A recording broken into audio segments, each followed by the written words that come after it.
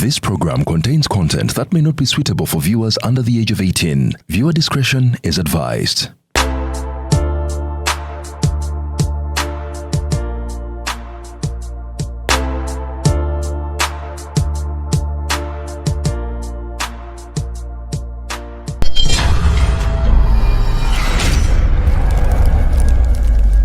Africa band eri mukuchanganya emyaka 5 kati nabali e London mulinde empanga Royal Regency Hall wegenda okubeera September 2025 nga Africa band etambudde n'abayimbi mikwano gyayo ediyawe Winnie Lwaji Titus Vibes DJ Mac Pragenda kuba muziki ne DJ Waswa tuyoke celebrating Africa band ngenjaganya emyaka 5 atamanya Africa band oli ku bibyo tiketi ya pounds 5 ate VIP pounds 7 emeza y'abantu 10 pounds Rusamvo yakatano nga Afrika sindongo mendongo tukunga abantu be Birmingham, Manchester, Ipswich, Scotland, Milton Keynes endongo egenda kutandikira upaka kumacha teri byambozi ndongo njerere eno kusala keke Afrika yakuyima enyimba za yenkadde zonna n'empya kubanga obudde weebuli sawa emunga emiryango gikutwawo sawundi togirabangako ebitaala zino zisikurini okubukinga oba reservations kubira Richmond Promos ku 0790 388 480 musanvu oba Uncle Dan ku 0745 0M22 musanvu oba Benadi ku 0787 973 amajaganya ga Africa band okweza emyaka 5 mu London ku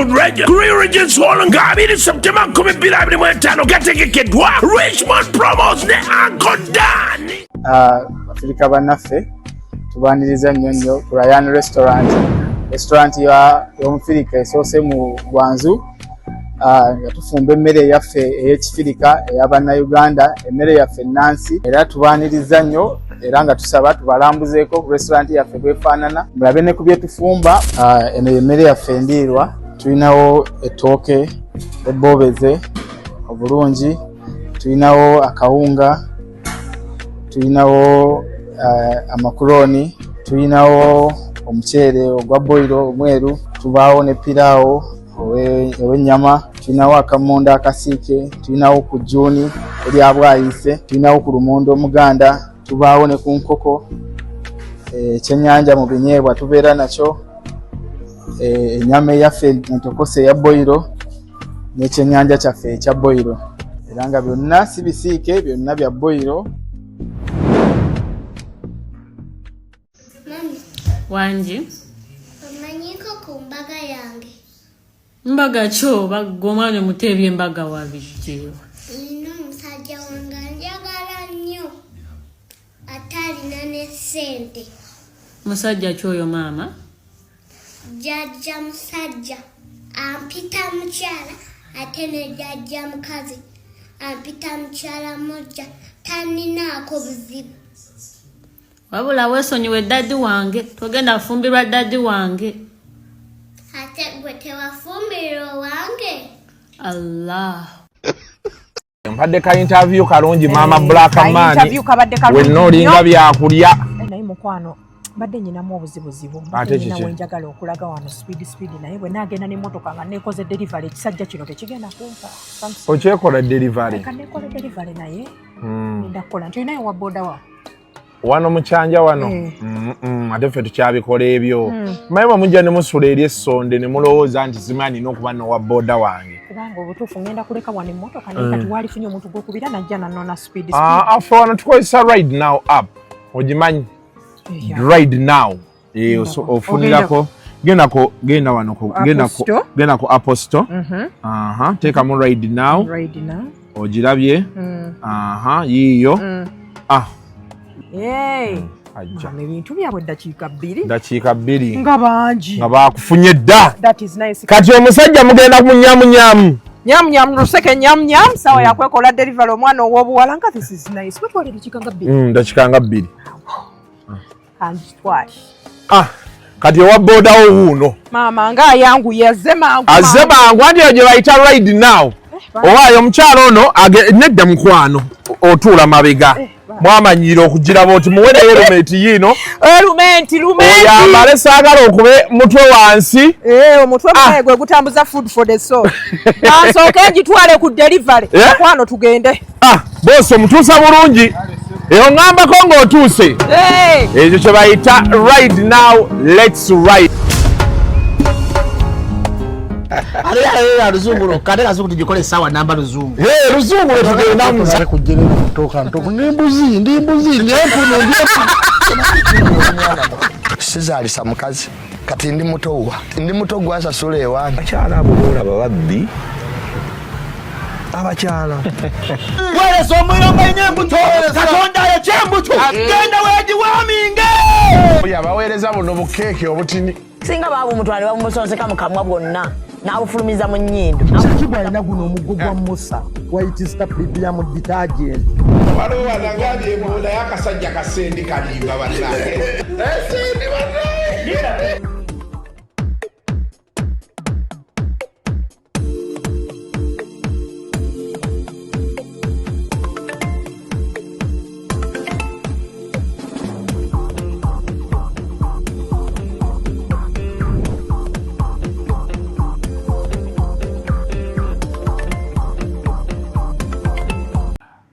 Welcome to yet another edition of Kasuku Live.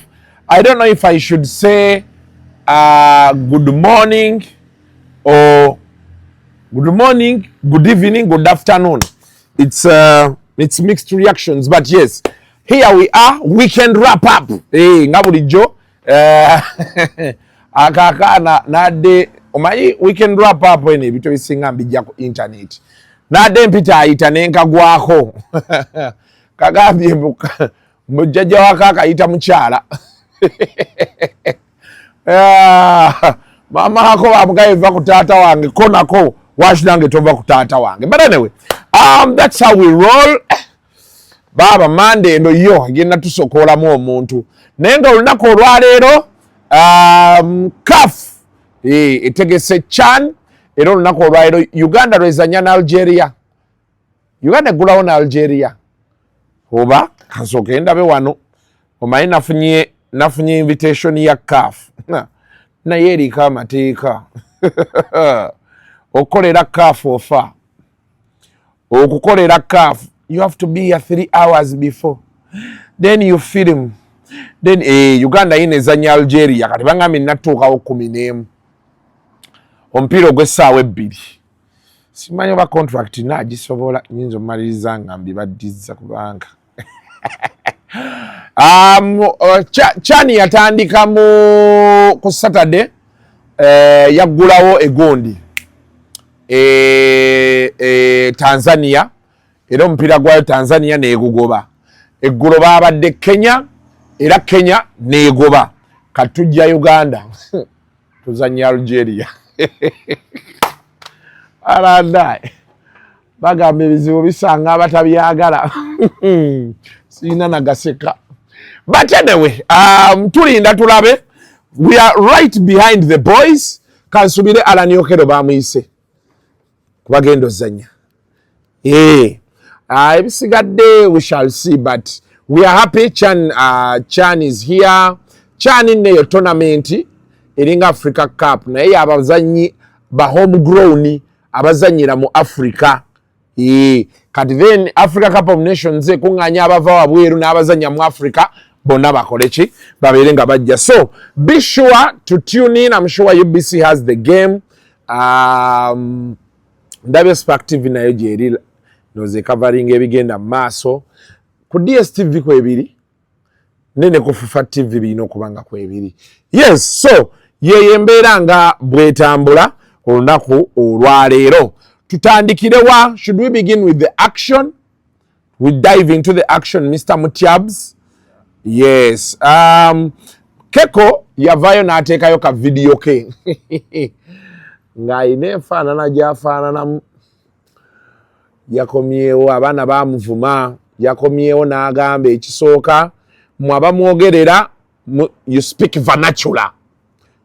Muli mu local language temumanyi luzungu ndowooza kigenda wala. Ekyokubiri music we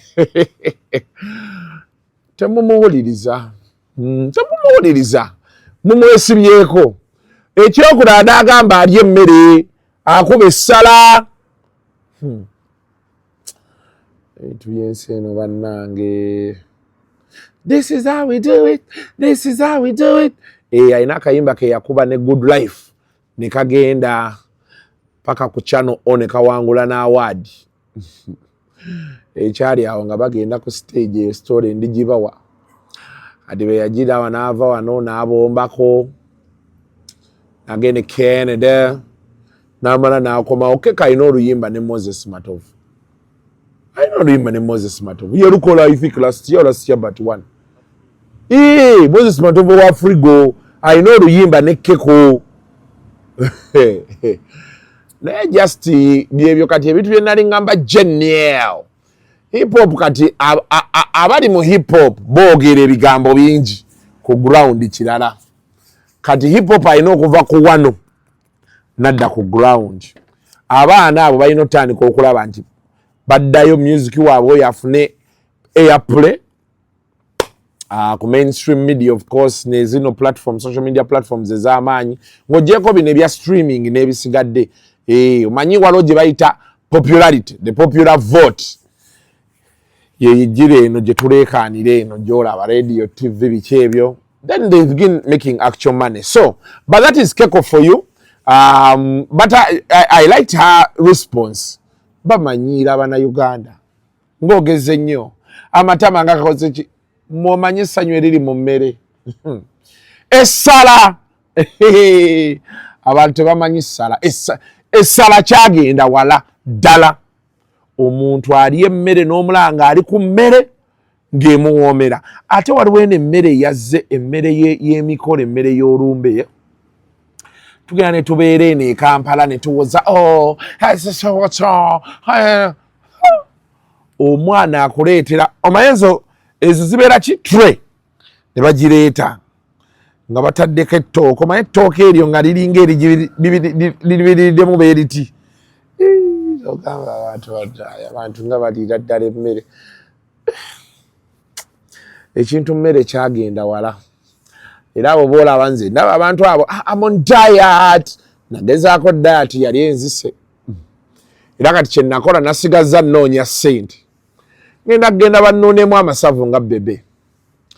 Mulyoke mugambe nti our man Kasuku our man ng'essavu limpeddemu. Nzije nziremu ndiye emyaka 5 gadde nzireyo baganuunemu. Ngenda kuba nga septic bannuunamu bunuunyi. Ate egundi nagisomyeko yamala okunuunamu amasavu ago. Kikutwalira bw'oba you're not omuntu agoberera ennyo kati ngo oli oyagala nnyo food biki ebyo. Kikutwalira wakati w'emyaka 5 ne 10 amasavu ago okuddamu okwezimba olubuto ne luzimba bupya. I said well, why not? So ye mbeera nga bwetambula. Tutereyo Keko. Hello. How you guys doing? I've been reading your comments and surprisingly or not surprisingly, most of them are negative.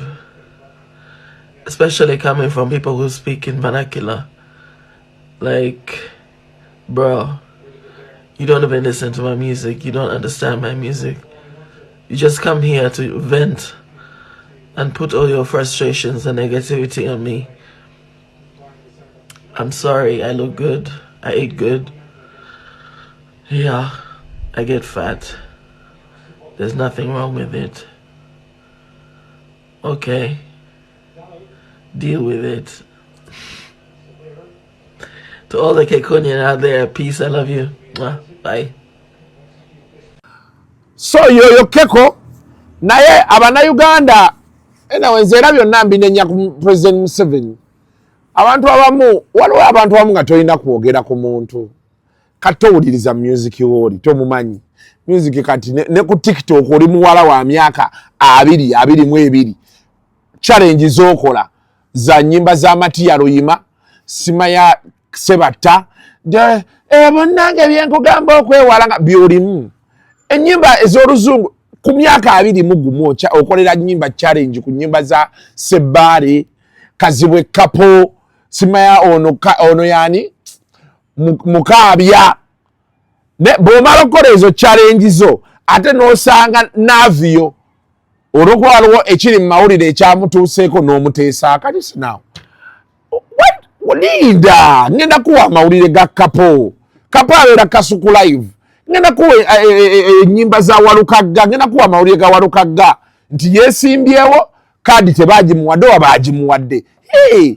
bebamuwa kaadi okole challenge tugende nambolelelo nkusimba omupiira gwoterera oli ku keko akubazi yo what's machine and you know what I'm a fuck and you want to shake back a chicken neck nebityo tobitegeera mukwano somero gwe wasomeramu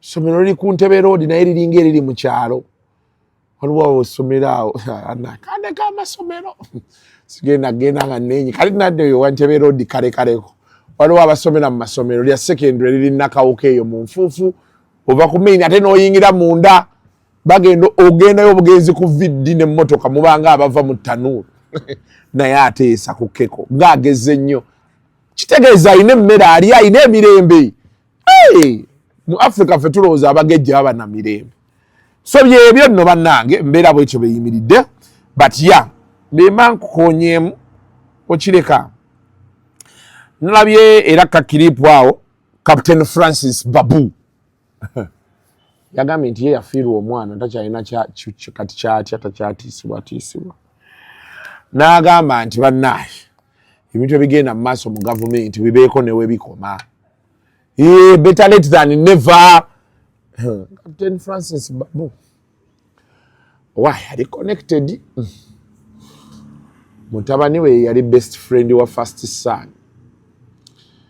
kannemekiwa nnyo muliro muteekeyo buteesi nze munnaye Kasuku waabwe maama yafa ne taata n'afa ate bonna baafa tebalina gwe baleka bamanyi mu gavumenti sirina gwe njaga nti munnaye maama yali akumanyi teekayo Babu Yuzi naziiko omwana wange bakwanze soogera bingi naye mutuleke ate bwe mba temutwagala okuba twogera mazima ng'obagamba nga bansimira nange wali kumpi we naziiko owange kubanga kati bwe bituuse byafa nfe oba nga nti sirina ssente ndi mwavu nnyo tetulina kyetuyinza kukola kakati k'abantu babuulire bagambe oba twasobola okwogerera n'otuuka wootuuse lwaki kati olowooza tetusobola kukikola lwaki oyo atutte ssente za Uganda zonna kakati yayogera bwe twali tukuteekamu walina ssente njagala kubuuza Pulezidenti Museveni bwe twamuteeka mu bukulembeze yalina ssente kalwaki mukulembeza ssente nakutukangakanga okutugamba kwe kufa nti mujja tubba amasasi mujja kukola ki mujja tusiba mujja tutwala ekireka mutukube kiki kye mugenda okukola enough is enough waliwo ekintu ekituuka ne kikoma nawe noga nti katulongoose ate omuzungu agamba better late than what than never oyinza okubeera leeti naye ebintu nogenda n'obirongoosa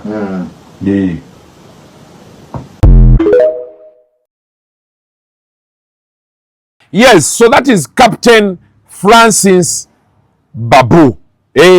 Nenga nyongezo bajjukiza Afrigo Band egenda kubeera awo ku Royal Regency September nga 2. Yes, details muzirabyawo nga tutandika. Sinza butakutegeeza ku right now, download the right now app.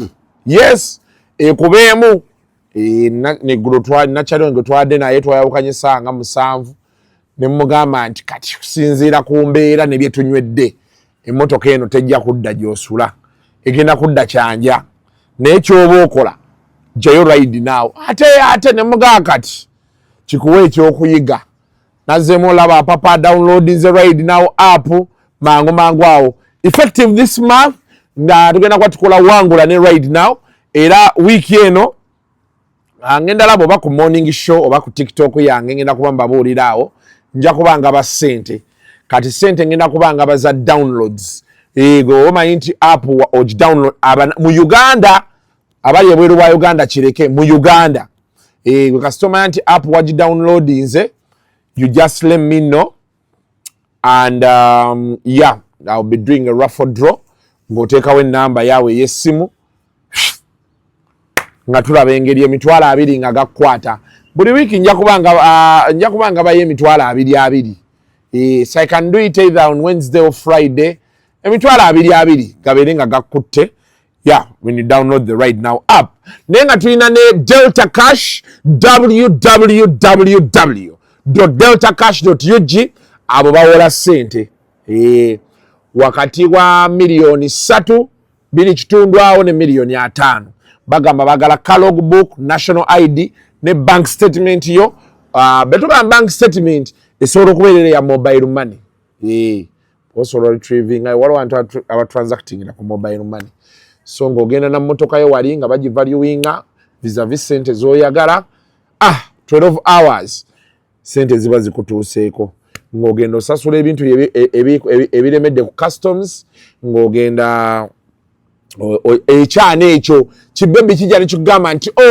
my birthday is this weekend tolina sente ng'ogenda ku Delta Cash ng'ojjayo sente nga mukkirira abantu bagamba nnyo Kasuku natwadde ku Baba TV tulina sente ze tugaba Baba TV egabwire olina ngamba nti Kasuku wachi weeyisa bw'otyo abantu oli awangudde sente waki tomugamba aziteeke mu business ne mugamba nti emitwalo 2 ku weekend ku bizibu bye tulina mu ggwanga abantu nnyongero bagamba abavubuka abali eyo bampagira nnyo Kasuku abaana oluusi baleke basikire ebisiimuula yes waliwo wootuuka n'ogamba nti abaana balisikira ebisiimuula ogenda obbala abalamu nga taatawo talina ke yakulekera maamawo talina ke yakulekera ate si maama pressure zimukubye mu kyalo maama naye alina bazadde be waaki tebaamukolako ye mwennyini waaki teyafuna omusajja omugagga n'otabonaabona kati n'omugamba maama funayo oba panado ofunayokko ku ssente abavubuka ofunayokko ku ssente n'oteeka mu nsawo n'okubira akawala akabadde kaganya okuwaako get money women want to hear about money yes katunuulire okapimeepime kati beŋŋamba nti kapimeepime kitegeeza bw'oba olaba akawala muli nako mu katale awo katambuza mmere oba obuwala obutambuza emmere okala eno kaddugala eno ekisinziiro kiringa ekiriko enkyakya naye bufu obutuka ekintu kayinza okwekola ebintu awo ku ssente zo n'ogamba bannooyo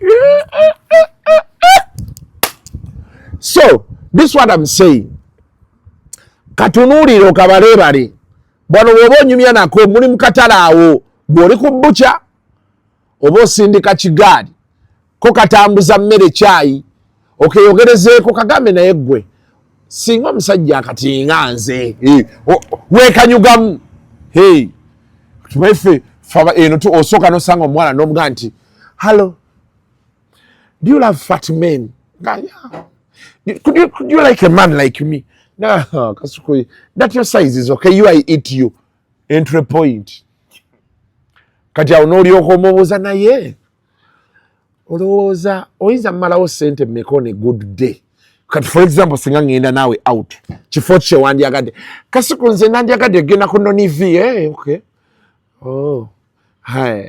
naye benkutwala ku nonivi tulidde tunywedde toyinza okumbuzaabuza ggwe n'otankolako Kasuku nze mba nja kuwako n'omanya full stop awo ng'olaazaawo okeera bukezi ku makya ng'olinamu ssente zo n'okubira omuwala tugende nonivi n'omugaa nti kati ojjukira tugenda naye nkolako nti ye kati naawe ali mu katale okibuuza naye ggwe kati nze nga nze ow'ennyama nyinza kuwayo kiro z'ennyama mmeka kubanga ondabikira bulungi nkwagala ng'atandika okubolooga nze ennyama sagala nnyo ennyama nze njagala sente nga mmeka ng'omuwala akugamba nti nze kati olaba nompayo emitwalo ng'etaano 7 10 nze tubeera tujja kweyagala noonye 10 tofune 10 n'otandika mu nzongera mu business. Waliwo oluusi w'olina okukkiriza nti bannaaye kaweesanyuseeko omuwala ng'omukwatira 10 lye papa ng'omuga nti Noora 10 lino tugende onkoleko. Wallahi ate essanyu erisinga mu bulamu abasajja ndibabuulira. Owulira bino abavubuka n'abawoza mbu simanya nze omukazi beziba tezinnawera ddakiika 3-4 simuvaako mba simatidde. Biveeko ebyo. Olaba omusajja ng'olina ekyo ekyoyooyo, omuwala omukuttoti, owulira obwongo bwonna bwonna bwagala. That is the best time you feel value for money. Ne bwe zibeera eddakiika ezi, even if it is 90 seconds, that is the best value for money you will ever have. Gotodda mu bino bigambo, era avuga mbagamba nnyo. Todda mu bino bigambo mbu simayo omuwala agenda kunjogerako, simayo nakutuse mangu. The joy you get. Essanyu lyoba nalyo. Ye kaayogere. Gwe ekirooto kyoba kyobadde oyoyo kimaze. Yes! Bino ebyokakasa eddakiika 3 byaho wala nga omaze okubeerabeera naye omuwala olunaku lw'osooka okuba naye eddakiika zo 5 ziba zikuma. Ojja wulira essanyu ku mutima otunuulire omuwala ng'ogamba kweri mmulidde nti mmulidde. Oba tadda ng'alekayo gw'oba omaze. Yes! So ezo ssente banazo oluzijja mu Delta Cash we papa omwana mutwalewa Kulemala Wild Waters mwebaka amazzi gabayita wansi ino. Yes! Olyoko be weekend namba.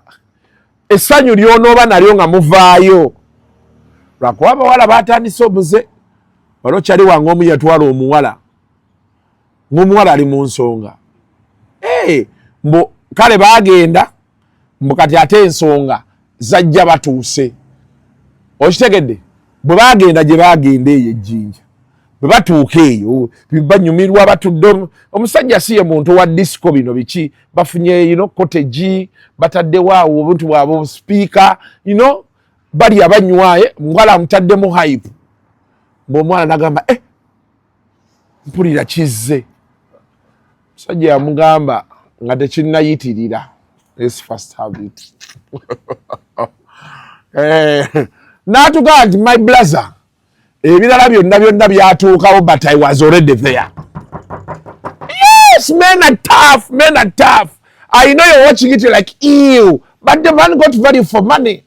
Ebyo bisigadde y'anaamanya kutuusa ejjinja ompoleze nti oli mu kiiba. Abakazi bamanyiira nkutuga n'obisesema n'osesema buli kyolidde nenkulekayo. Omusajja yatugaa nti Kasuku nagamba bugambi nti Katonda onsaasire. Nze abasajja bawagira abantu bakunyiigira bunyiigisi. Ew, Kasuku, that's so ew, it's disgusting. Yafunamu era olwamalaawo n'agenda n'agula always n'amugamba please start the phase. Yes, yes. So ye embeera. But of course speaking about Delta Cash, simanyo yagala sente zo kusasula customs nalabye ali muzungu. Ali muzungu yagenzeeko Dubai oba yagenzeeko awo mu Bawalabu. Naye ndowooza tetujja kwebaka oba gwe gwasoose sikitegeera. Mbu yazze n'amagomesi ne bagamusuuza. Mbu yajja ne PS najja n'amagomesi mbu ne babimusuuza. Naye kati amagomesi yabadde aleeta gaaki ali muzungu, gomesi wabadde oleeta saaki. Mbu URA yamusuuzizza ebintu. Naye nalabye omwogezi wa URA Robert Kalumba nga nnyonnyola. Naye URA nabagamba bajje tupatinaringe. URA, you need us. You have legitimate issues. Yes, how you do your things. mujja mukole show nga zino Kasuku abantu abatambula balaba Kasuku live nabagamba URA mujje ate no mikwano gyange obasanga ekiro ne bakucha musaawo Kasuku you know tukuyina we have you in our plans yes but actionize abantu bayomba information mu Uganda egisinzo tubonyabonya information kati abantu basanga bavuma commissioner general tebamumanyi bafaana musajja atu musinguzi ne bamuddako ne bamuvuma simanyi olega kino simanyi olega naye nga tebamumanyi mutubye naye nga ate URA yavaayo sigenda binyonyola baleeta obulango wano bajje wano basasule interview tunyonyole ali muzungu yes tekayo ali muzungu Ugandans are not happy with URA they are not zirange mbega seko why they have information they don't want to pass over information URA has failed to move with the times ensi yonna eri ku digital mukyalemedde eri come mutusange wetuli wano kati ffe tutambula we are going nze buli wengenda buli wentambula bentuuka bali ku URA sisumbuyibwa kuba nkimanyi nti bakkiriza kino bakkiriza kiri yes era bentuukawo olumbuuza kino kiri I go golaba nze nnyomba naye URA temwagala you fail to go digital mujje bring money here tunyonyola abantu baavaayo eyo gye muli ku Facebook abantu baavaayo ku Twitter batini abaliyo abatambula okay bali abali high end batambula biki naye kati bano bamutu wa watu bali eno ku TikTok tuli nabo ku YouTube kati nze ali muzungu nandi munyonyodde ekyabaddewo but how let them roast you mujja kuba muli awo omuntu ajja fuutuka ebweru ayoola omukozi wa URA ku kisaawe oba abantu bajja kuyoola abantu awo lwe mulitegeera nti information let us pass it over bakasuku tubakwate kati senga kalumba wankubidde dde essimu Kasuku jangu tunyonyole ali muzungu ekyabaddewo ali muzungu tusiiba naye wano ntuula wano ali muzungu wano kalumba wano wenyini wentudde n'anyonnyola ensonga ze ng'osirise bulungi n'omuddamu piece by piece wabadde oleese eki risiiti ziriwa n'omunyonyola tugenda okuva wano ng'abantu bonna bategedde nti ali muzungu ye yabadde mu nsobi okiraba ne kati ali muzungu ngenda mukyaza ajja nnyonnyola obubi bw'abantu ku airport ya teekayo ali muzungu batuwa obulamu nasangawo omuwala yayina engoye omukazi Mariamu yamugamba njagala oleeta omuntu alaga nti wali lubuto obwokakasante zengoye za mwana wo oyo Mariamu omuwala omuddugavu omusiraamu Mariamu inna lillahi wa inna ilaihi raji'un Mariamu yagamba njagala oleeta omuntu akakasa nti wali lubuto imagine mukazi munno agambe nti buno bugoye bwa mwana wange muwere Katonda amuganje kankwale ne kumabere kuno mpulira amata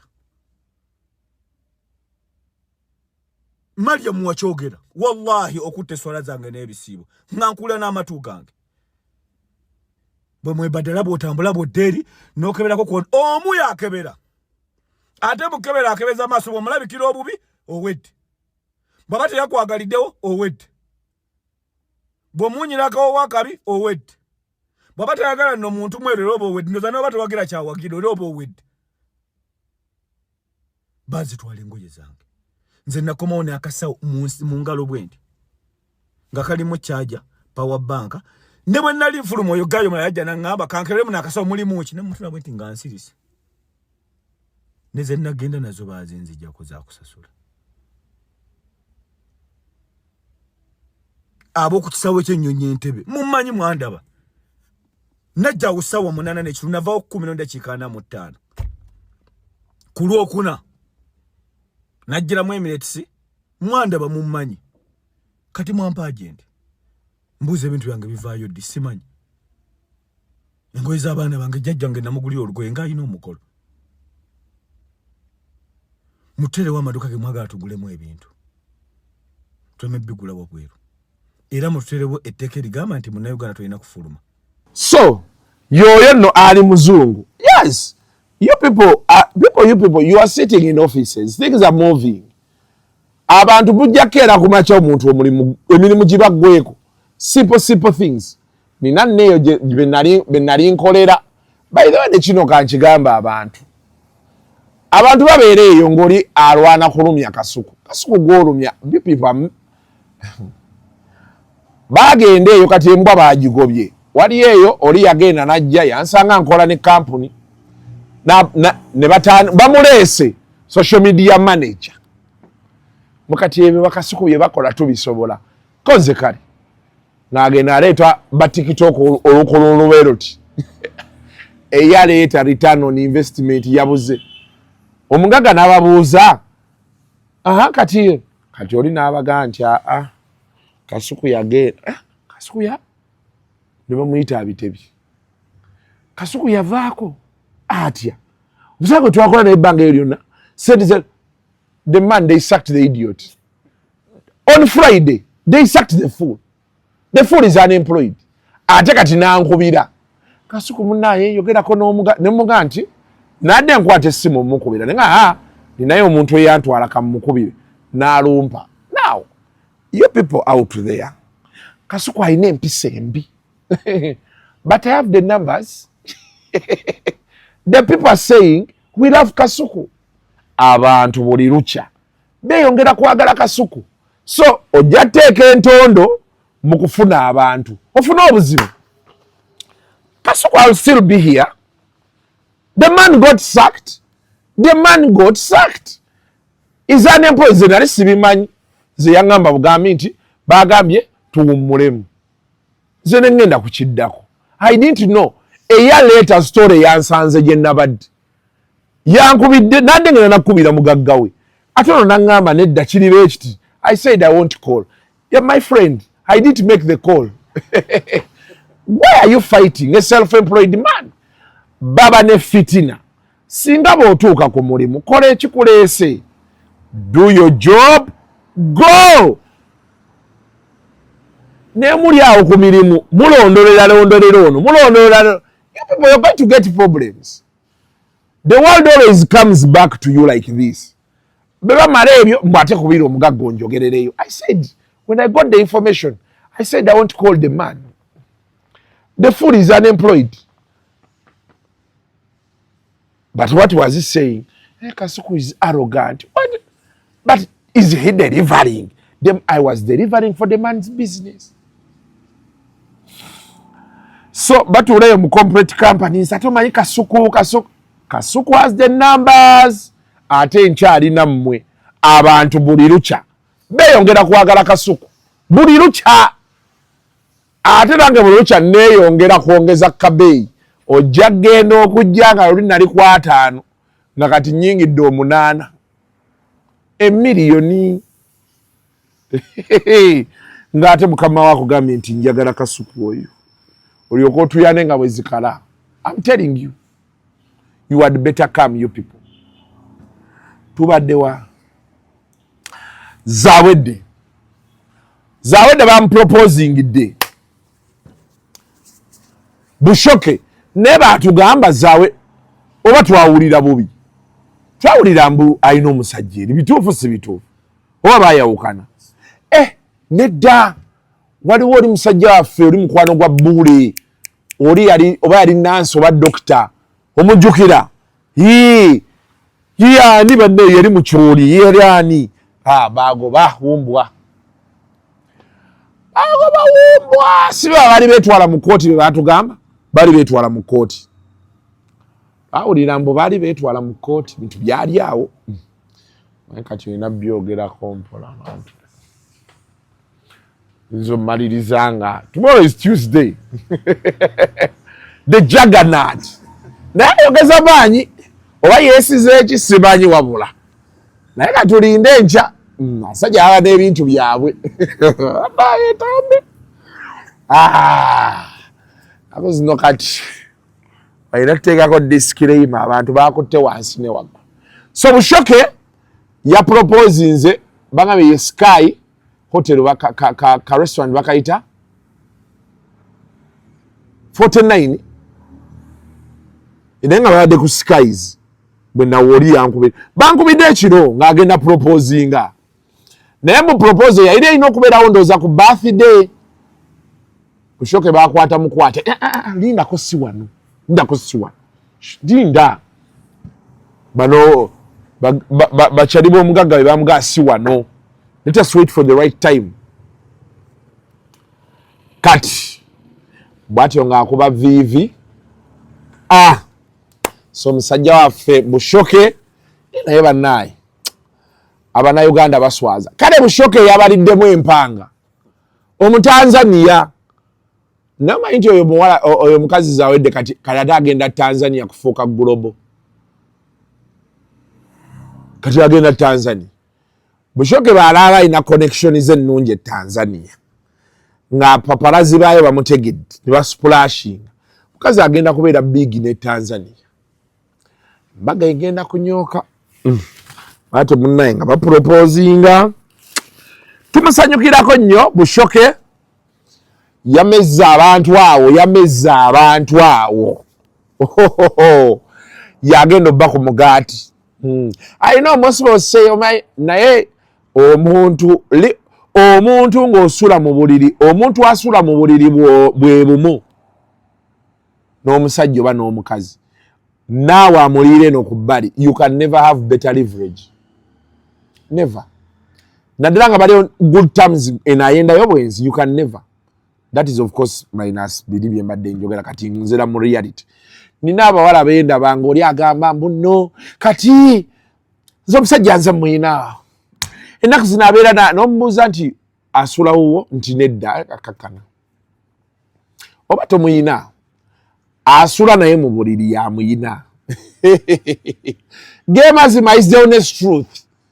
You may want to take it or leave it. Asula naye kyajibola beera ogenda omumaliriza booti omusajja yagamba beekyawa n'omukazi ogenda omukazi ali lubuto. But you told me nti yalufuna by mistake. N'omubuuza olubuto olwa by mistake. Gwomanyi kye bayita okwata anima ate oteeke mu anima eri. Can it be by mistake? It can't. 3 minutes of hey lindako kati wano nenda gunsimbye guntabukidde kyuka wano hey. Ne congratulations Bushoke. Si bwetyo sawa yonna muntu awangulwa bakuwangula misana tukunga olaba. Now kyokka no tuyensirizi Bushoke yalina mu bibye ate Kamili bagwe America yayita Bushoke nti oli wanti tulina ffe tubeera wano n'alemerawo kati ate atutte host. Si byangu n'akamu si byangu awo nga tuvuddewo. Full Figure Gen Muhoozi yamuwaana ku weekend yasooka n'amuwaana eri ng'agamba nti akalamu ka Uganda Airlines Full Figure yani kakoze better n'afubutukawo kati yamuwaanye mbu Full Figure is more beautiful or more beautiful or better than Ira Star. Batukedde ku munnyo ne kiryoka kibolooga ebigambo naye yo balowooza oli ali serious n'alyoka abolooga ebigambo badde mpita ayita eyo ku TikTok mbula ku peegi ya Nkunda naye nga kano kantu kalamba kankabawe seekubuge naye nagamba ayina akabuno naye mbw amalibu gaakalya omunnyo.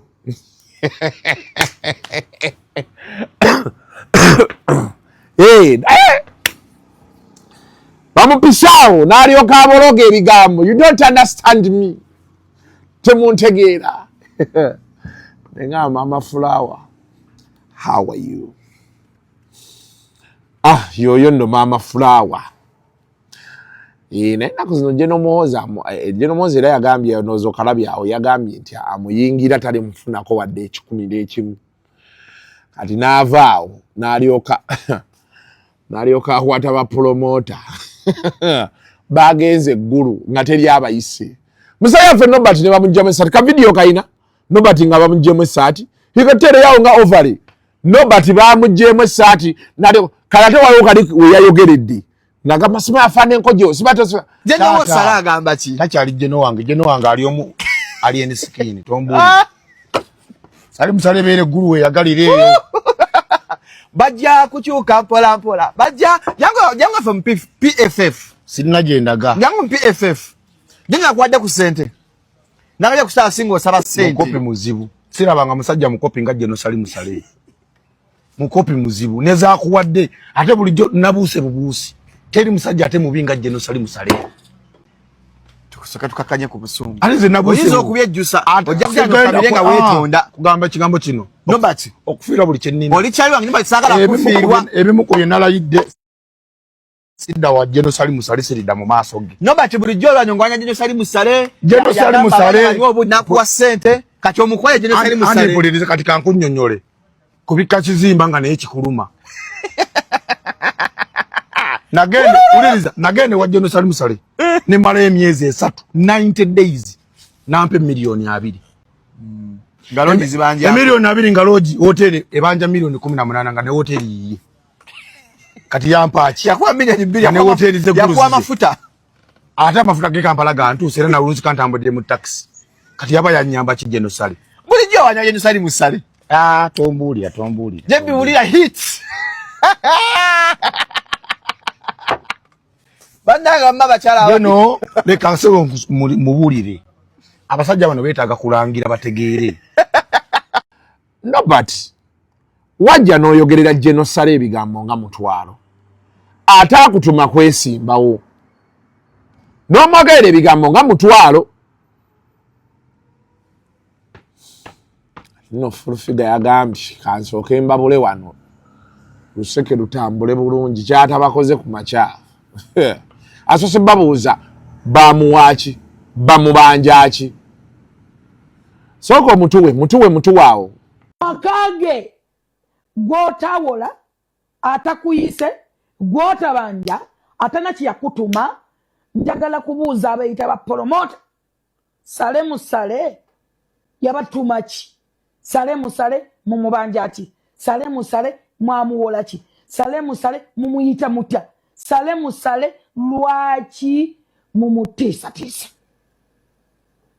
n'abantu bazibu waliwo naye omuganda agamba ngafane nkujja ntakamanyira katatya olumanyi mmanyi ngoli agamba tesijja kuva yes omuganda agamba mubati muwambye yes that is jemisango giringa na trespass ayo si balaxi si office ya government si kitebe cha government si private home omusajja ali mu makage ewakawe ewe kumwena abamurumbye Gen Sali musale ani gwe yalumbye kewe sale musale ani gwe yalagira ategeke bivulu muka kasa kumwena kuliko mutegesi wa kivulu ne bandombo banabontu wera nabo bajja kupa chemigere excuse me I have my freedom I know what I'm speak I know what I'm talk nze senkubuga tosala jangwe wange kale tolanga kwa nawe wano you come to my home you come to my press nenze kinabandi kindeseyo kimanyi anti bajja kwa restinga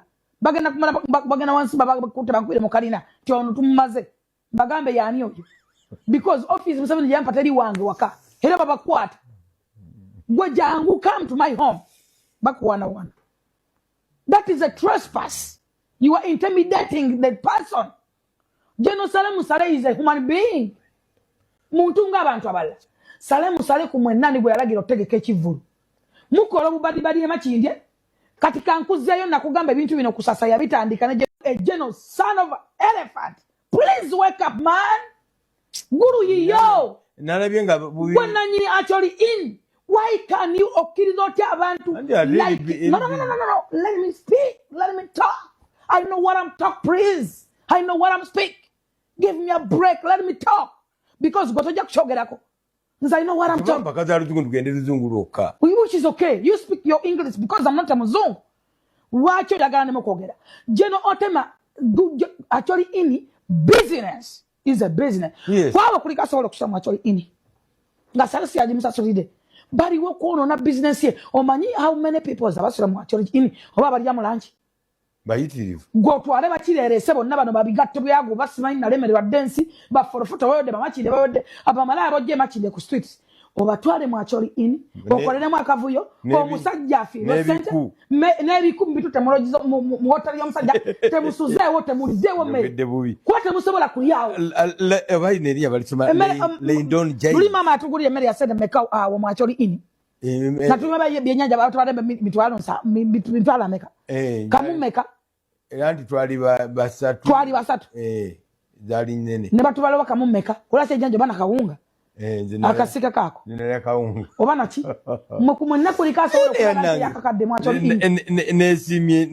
Put a business. General Indra, please. General Indra, wake up and try to help Daniel Salemusale.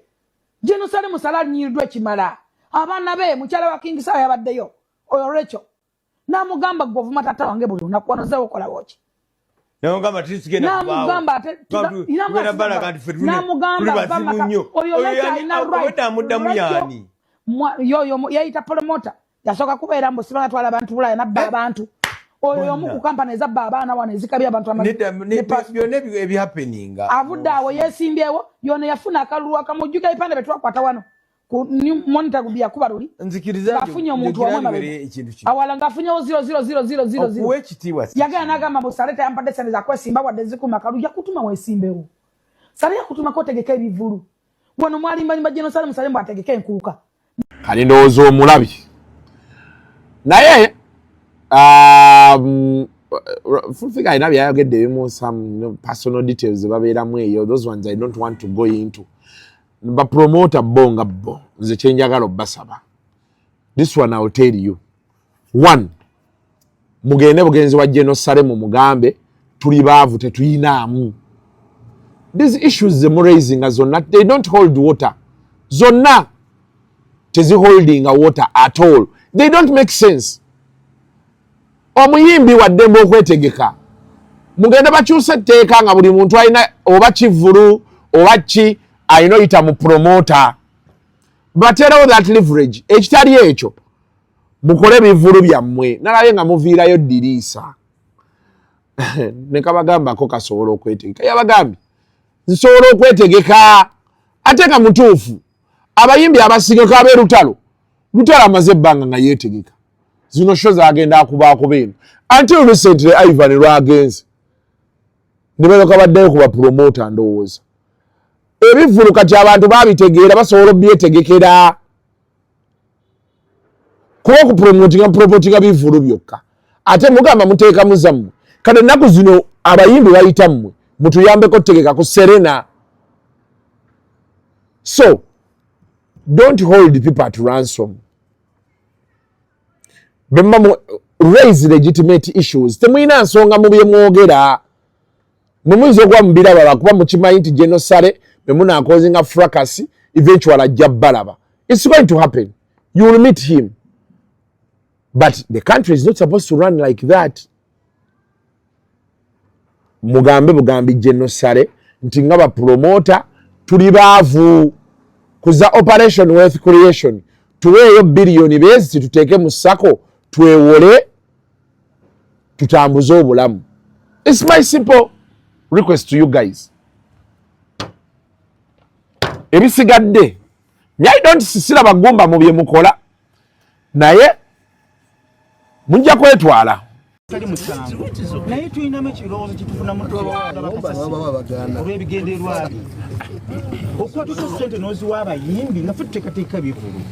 Waliwo omuyimbi yarazze wano ng'azze nga kibuli kyamusaze nga yeteeseteese wano tuli mu biliyoni zinga 2 abantu zibabanja bali muwaala balina ziwaalanti ate bawulira nti sente mu sako tukoze federation tukoze association tukoze apex board buli kimu tukikoze ate sente muzwadde abayimbi nze details sijja ensonga zaffe enkulu ekigambo ekituufu tugenda kuva no bebijjeni it's okay period ekisooka awo wali ogenzeewo ene namba eyinza kugendawo tujja kwekwakwata bafana abamu bajja kwerera tulondemu abagenzi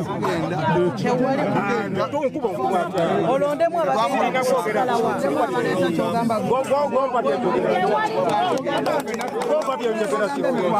ewali kulondamu obadde kimusobola kungamba nti toyogera nange tosobola kuntiisa mwami luwama ajja kutuula waliwo abeefuula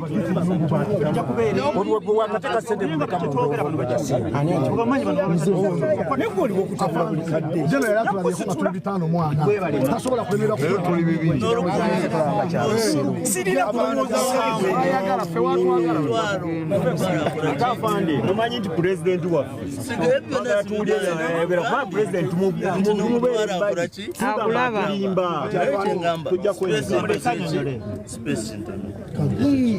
ekyokubiri nokusooka genda kukola ki omubriefinga abasajja bali wano n'abakazi abasajja n'abakazi bonna bakoze eki bali wano how do we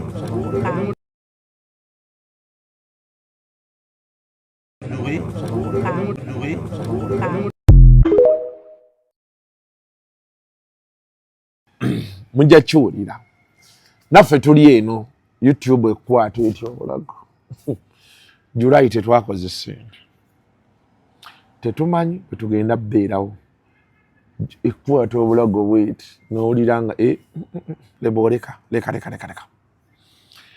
yeeyo nno embeera bannange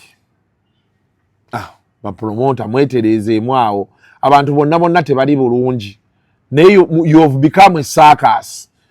Nze mbabuulira ayinaagala okunnyingira nnyingire naye mbabuulidde mazima ate kino kye mbabuulira abannayuganda abasinga kye bajja obbagamba tukooyedde ddala tukooye obubinjabinja bw'abantu obugenda kimu biri ne mwekwatakwata ne muleekaanira President Museveni ne muleekaanira Gen Sale ne muleekaanira Gen Muhoozi ne babawayo kye babawadde abantu 5 abantu 100 tukooye. Nze nja kuwuliriza nnyo omuntu nga Bolanze nsobola okuba omulanga wano ne nga nti bannaaye President Museveni wa Gen Sale mpaayo 3 nga byakulya siinaamu nti ki ne bagaana ne babiraba ne baseka ddala ne bagaana ekyo kitegeerekeka muveeyo mugambe nti temuyina ssente babateere ssente mu ssako yammwe mba mugiyina n'ebyo ne biraba bye mulimu. I don't buy into it. So that's what's up. Okujjako nga muyina kye muŋŋamba kirala. I got to get the hell out of here. I'll be keeping in touch with you guys. Temuva Kasuku live. Yeah, I know it's come at awkward time. But yes, tulinayo shoot ya Karoka Sita ne Fefe Busi is coming up soon on Kasuku live. Tulinayo show kyendala. Muti yaba show kyendala gye tulina. Tulinayo show ya Black Sugar. Which atabukidde awo. Wiki ekyagenda mu maaso ndowooza wiiki eno ne muzeeyi magala tumufuneko njagala noonya pasita Bugembe naye obudde bukyansibye naye alina show ye wiikendi eno n'abasigenze e London essaawa yonna as who have visas anytime now I leave. Yeah? Waliyo by the way waliyo mpira gwa gondi gwa Maniyo ne Arsenal guli ku Old Trafford guli ku Emirates nyinza ogenda n'endaba ogwo kaseerezi kendiko ennako zina I can easily go and watch that one but anyway mubeere bulungi munoonye ssente mubeemu ne ssente. Life is very hard without money. Fe mutugumiikiriza lwakubaamu na ssente senga mwatuvumaavumadde nogera tukaloga wayi kirabika kiyinamu. So go work, make money. See you. The views expressed on Kasuku Live do not reflect those of the hosts, producers, or management. They are solely of individuals providing them and do not represent or reflect the official policy or position of this YouTube channel.